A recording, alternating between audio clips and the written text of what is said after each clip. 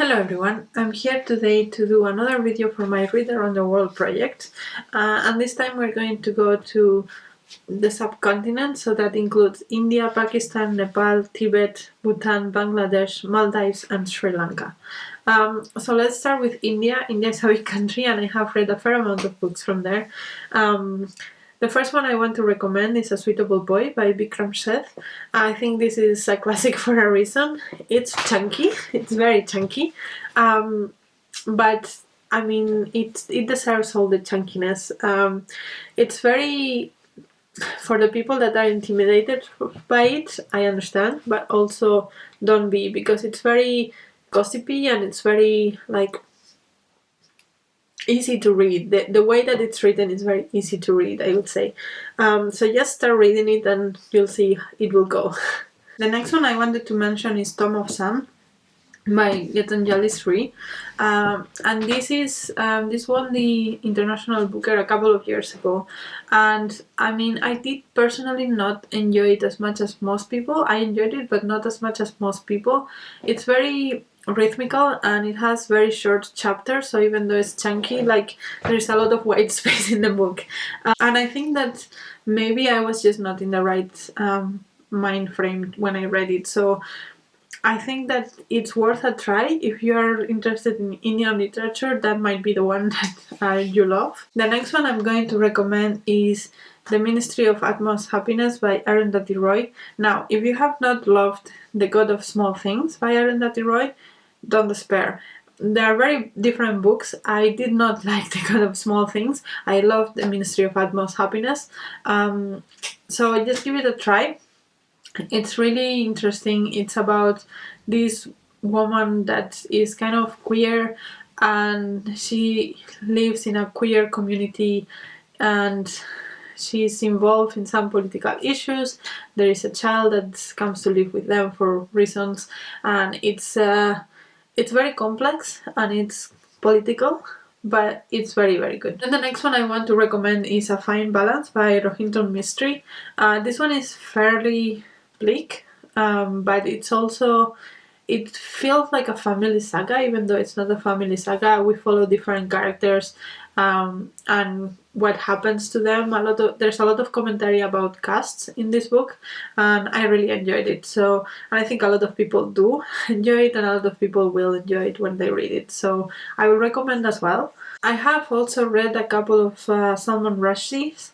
I have read Midnight Children and The Satanic Verses, and honestly I think I'm not smart enough for Salman Rushdie. I think it just goes over my head, and his back and forth things, it just doesn't work with my brain. So it's one of those that I admire, and if you're feeling for the challenge, I will recommend to try, but yeah, maybe not for everybody. And a slightly smaller one, because these are all quite chunky, I also love When I Hit You by Meena Kandasamy. It's kind of a memoir of the author when she was in an abusive relationship, and how she's an educated woman. I think she's a professor in a university or something, and she never thought she was going to find herself in this situation, because those are kind of things that happen to uneducated people that don't know better, but it still happened to her, and it's about that conflict within her, that she thought she was never going to be the victim, and then she finds herself the victim, and she's trying to figure out how to react. It's very bleak and very hurtful, but it's very brilliant as well. She's a very good writer. I think she's also a translator, and you can really see her language skills. So yeah, I would recommend as well. And then the last book that I would recommend for India, if you're more into the non-fiction side of things, is Who Really Feeds the World by Vandana Shiva. Vandana Shiva is kind of a climate activist. She advocates a lot for sustainable food products and food chains, and she elaborates on that in this book, and I think it's a very important and very interesting book to read. Then moving to Pakistan, I have read 4 books from Pakistan. 2 of them are Moshin Hamid's books, so The Reluctant Fundamentalist and Exit West, and honestly I don't really like his books. He comes across kind of patronizing, and I know some of this is the point, especially in The Reluctant Fundamentalist, but I just didn't like it. I don't appreciate that. So yeah, not a fan of Moshin Hamid. I have also read Home Fire by Kamila Shamsie, and again, this is just fine. Good enough story, good enough everything, but not particularly memorable. I don't know why this had so much acclaim when it came out. Honestly, I thought it was okay. And then the last one I have read is I Am Malala by Malala Yousafzai, and probably this one is the one that I have enjoyed the most out of all of these. So Malala Yousafzai, if you don't know, she won the Nobel Prize for Peace a few years ago, right? She's now she's a young woman. At the time, she was 16 or 17, and she had been shot by the Taliban for asking for education for girls in Pakistan. And she's like, this book is very black and white because she was a teenager when this happened and when she wrote the book. And so, yeah, as expected, it is very black and white, but it's also very heartfelt and naive in some points, but also feisty, and I enjoyed it. Then for Nepal, I read Buddha's Orphan by Samrat Upadhyay, and this is a story of a couple that is kind of meant to be together. Is not the right way to say it, but she is from a higher class background. He is an orphan that was adopted by middle class people, and they end up getting together and getting married despite their families. And then it's the life that happens afterwards.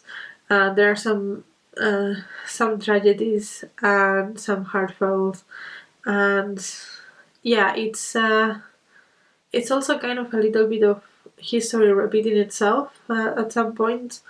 And yeah, it was good. It also has some political scenes here and there of the Nepali recent history. The man of the relationship is quite not involved in politics, but he's up to date in politics and kind of follows things, and yeah, has opinions about things.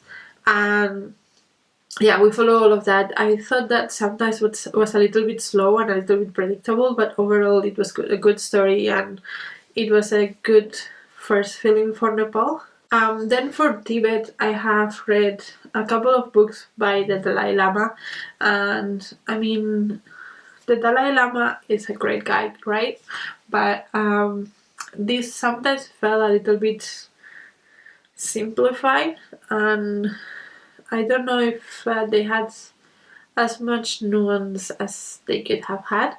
But yeah, it's the kind of thing that you read when you are a young adult or a teenager, and it sounds super profound, and then when you grow up, it's like, huh, okay.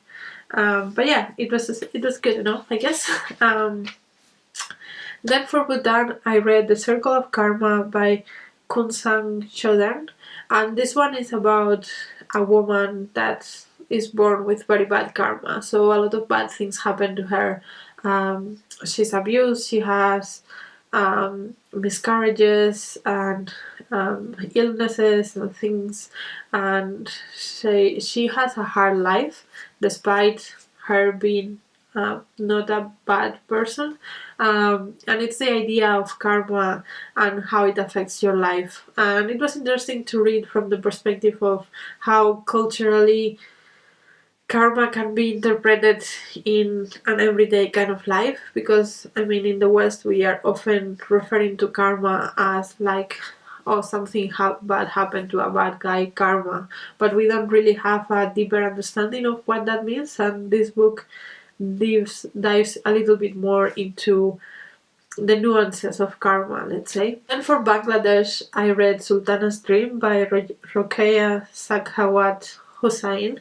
And this is basically a short story. It was like 15 pages, and it's a classic of Bangladeshi literature. It's one of the first utopias written by women, and it's about this woman that visits this town in which she's surprised because she mostly just sees women in the street, whereas where she comes from, mostly it's the men that are out, and she meets a woman and they have this conversation about, well, men are dangerous, therefore we lock them out. You wouldn't lock the good people in just because there are dangerous things out. You will lock up the dangerous things and have your life of non-danger with the women. I found it very cliche. I found it very outdated, and I mean, I'm glad I read it because it is a classic, but I found it very outdated. Then for the Maldives, I read Folktales of the Maldives by Xavier Romero-Frias, which is not from the Maldives, but he is, I think, a priest that lived in the Maldives for like 20 years or something like that, and he collected all the folktales of the island, well, not all of them, but like a lot of them, and put them in a book. And this was fine for me. I normally don't like short stories, and these were very short folktales, like 1 or 2 pages, and like many of them. So I'm glad I read something because it does give an idea of like the culture of the Maldives and like going from island to island, and it's very obviously very sea based, all of these folktales. So that was interesting to see all these patterns. But as a work of fiction, it's just not that interesting. It's more of a sociological, cultural analysis point of view that is interesting, not from the actual literature enjoyment side of things. But yeah, Maldives is one of those countries that is kind of difficult to find something from, so this had to do for me. If you have any other recommendation, let me know. And then finally for Sri Lanka, I have read 2 books and I've loved both of them. The first one is A Passage North by Anuka Aruprakasan, and this is about the civil war in Sri Lanka, and this man that runs away from it to India, and kind of his life and his feelings. It's also about grief, and it's the main thing of the book is that it has a very distinct rhythm, and if you get along with the rhythm, you're gonna love the book. If you don't like the rhythm, then you're not going to like the book. I got into the rhythm of it, so I enjoyed the book. And then the other book that I have read from Sri Lanka was The Seven Moons of Mali Almeida by Shahan Karunatilaka, which won the Booker last year, if I remember correctly. And this is about, it's kind of a mystery kind of thing about this photographer that has some photos incriminating people. I think it's also around the Civil War, and like he is killed because of that, but his spirit comes back to deal with the photos and stuff, and it was very interesting. I really enjoyed it. I don't think I got everything that I could have gotten from it. I think that the second read from this will increase my enjoyment of it, but I think it was very deep and very well written and very layered. So yes, I really enjoyed that one too. And yeah, those are all the books that I had to talk to you for today. Let me know if you have read any of them. If you have any other recommendations for me, I would love to know. And until next video, bye!